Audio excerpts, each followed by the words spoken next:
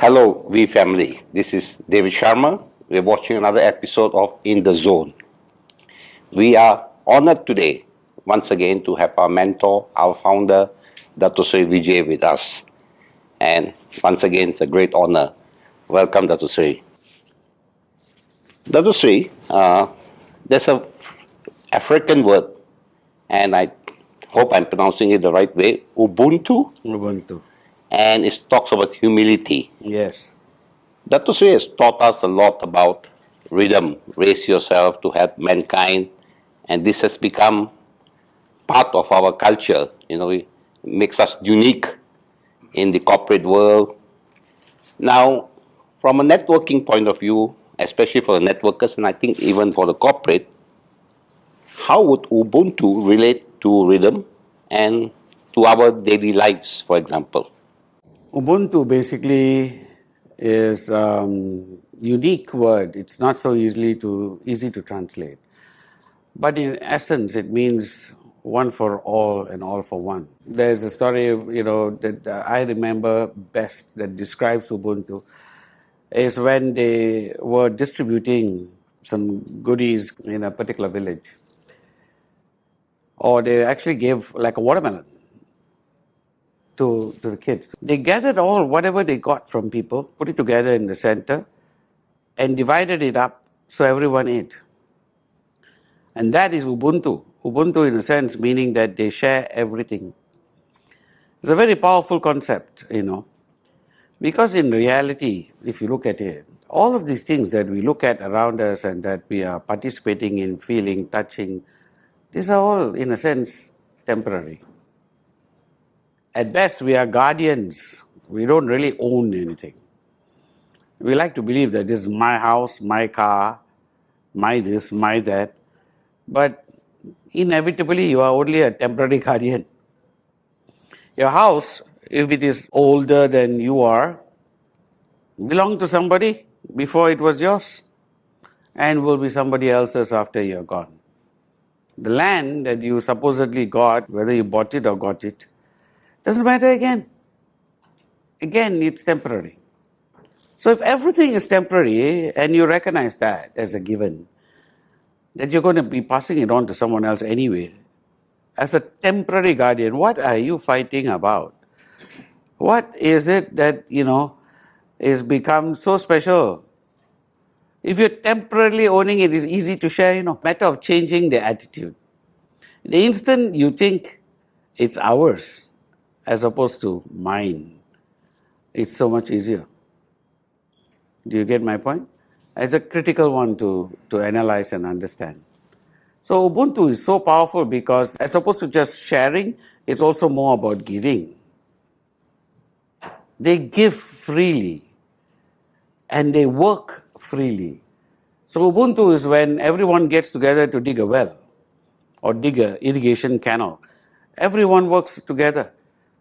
And there is no issue of he did so much, I did so much, giving a plaque, for contributing so much, this and that. Nothing of that. We do the best that we can to the ability we can, and we all share as we can. So rhythm is essentially based upon that. We all bring different assets to the world. We have different skill sets. Just because you cannot see a particular person's skill set does not mean that it is not of any value. A musician has a different skill set and a different place in society. A scientist has a totally different one. Does not mean that a musician is any less to a scientist or vice versa. They each contribute in their own fashion. And you need them all. Are you with me? And there are many times in my life where I've stopped in a subway station or by a bus stop somewhere and a busker comes around. A busker meaning these people who play music, and collect coins in a hat. And some of these buskers have enriched my life for just that moment. Sitting there and listening to someone play something that I have loved from early childhood, suddenly come to mind, changed my whole day. And how do you repay that? How do you go back and repay that person? So, in the concept of rhythm, you pay it forward. The things we have received throughout our childhood, from teachers, from parents, from aunties, from uncles, from grandparents, from neighbors, people who have gone out to help you and done things for you that you cannot really put a calculated value to. How do you give it back? But what you can do is give it forward. So the concept of rhythm is simply that. First, raise yourself, raise your standards, push it to the best that you can possibly do. Next, give it back. And it says mankind. It doesn't say give it back to your children, give it back to your loved ones, give it back to, whoever you want. It says to mankind. And that is precisely it. You have spent your whole life taking from others. People have been giving you, and you have not even realized it. You stopped under a tree that protected you from a rain. Somebody planted that tree. Are you getting my point? And we need to be grateful for that. You've taken water from wells that you did not dig. You have taken from the world, from nature, from society, from life. Giving back is the single most important thing that you can do. And hence, that's the concept of Ubuntu. It's the concept of rhythm. It's in fact the circle of life. When we keep on taking and we only know how to take, we will destroy this planet, the legacy, and what we leave behind for our children. We have to learn to give. We have to learn to plant. See, seeds grow into mighty trees without a single noise. But when that tree falls, there's a thundering explosion. In the silence of our hearts, in the silence of our minds, in the silence of our actions, we need to give back. We need to plant trees that will give shade to generations to come. Thank you, Dr. Sri. Just moving forward, would this also relate to, Dr. Sri always likes to talk about attachment, detachment. Would this be in a way connected to what Dr. Sri just explained to us? Totally. If nothing is truly yours, what is there to be attached to? Attachment is ultimately, the greatest disease that we all have. It's a viral thing, actually. We pass it on to our kids. When we get attached, they get attached. They also learn attachment from you. Monkey see, monkey do. So, unfortunately, this viral disease of attachment is something that all of us pick up. Nothing that you are attached to, absolutely nothing. And this applies to people just as much. No one that you're attached to and nothing that you're attached to will follow you. When it's time to go, you go alone. So all of these so-called attachments are all fleeting, temporary. I remember walking past a Buddhist monk, right? Small space that he was living in, and there was only one picture on the wall, one sign. It wasn't a picture, it was a sign. And it was, of course, written in Chinese, Mandarin. So I asked him, what does that mean? It says, even this will pass away. The sign. That's all. It says, even this. So I said, even what? He said, everything. What stays? What remains? Now this moment will pass away. Everything you're attached to will pass away. So if you realize that, then you will get to a better state, a better place in your mind, where everything that you have around you, you're a temporary guardian, and you treat it as such. You're not shattered by failure, you're not shattered by success. You're not uplifted by success, you're not in ecstasy, nor are you, down in the drums.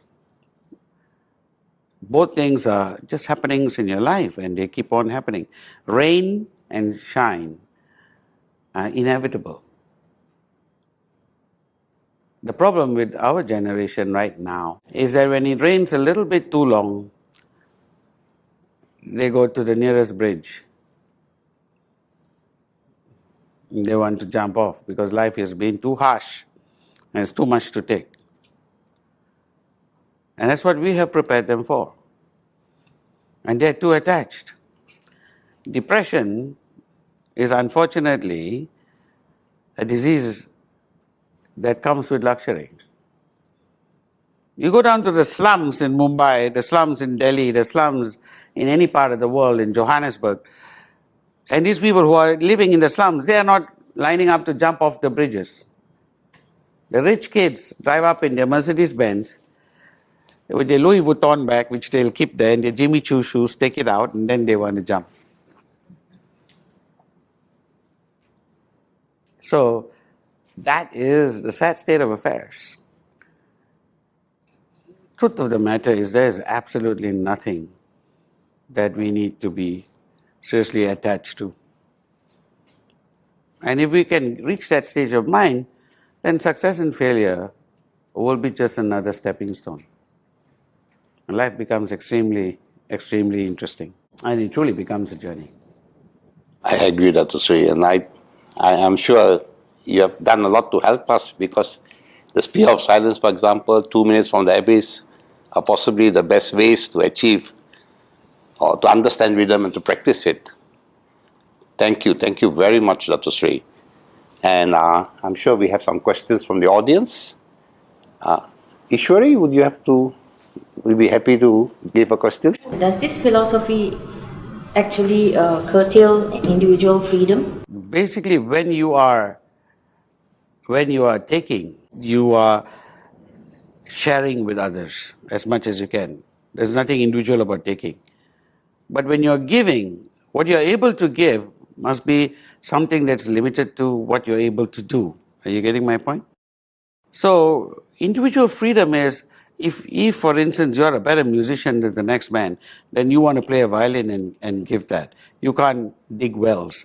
But for the people who are working on the wells, you can sit by the violin and play for them too, so that they actually find it a lot easier to, dig wells. So each of us are, in a way, blessed with a different strength, a different skill. And our strength and skill is always individual. And that's what you bring to the world. Are you with me? But it's the taking where we want, essentially to be individual.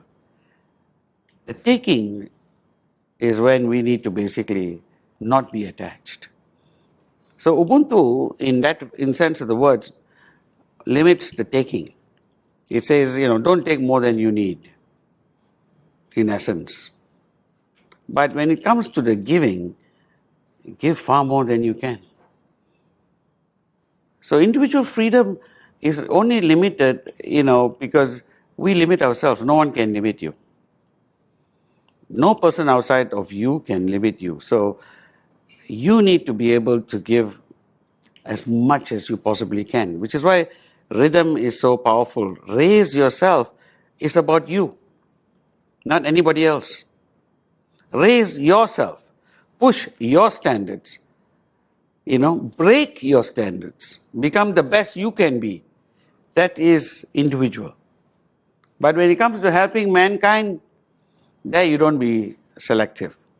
I want to only give the money to my kids, give it to my mother, to my neighbor, to my, friends, to people I like. People I don't like, don't want to give. This is not how it works. Thank you. I think we have also another question. Stevenson? I'd like to ask you a question on this Ubuntu philosophy. Our society is changing and keeps changing, and to a point where our society is losing a sense of community. Why? Because we hardly have, for example, neighborhood parties. We do not have gatherings as a community. I also notice people on trains are glued to their mobile phones. People hardly interact with one another. People seem to want to be always in isolation and not connected. And even if they are connected, are they really connected? Like in this room, we are all gathered here, but are we connected? So is it the technology that has made us to become individuals rather than communities? And how will this philosophy of Ubuntu help us to regain our humanity? I was in Trinidad attending the Commonwealth conference at the time.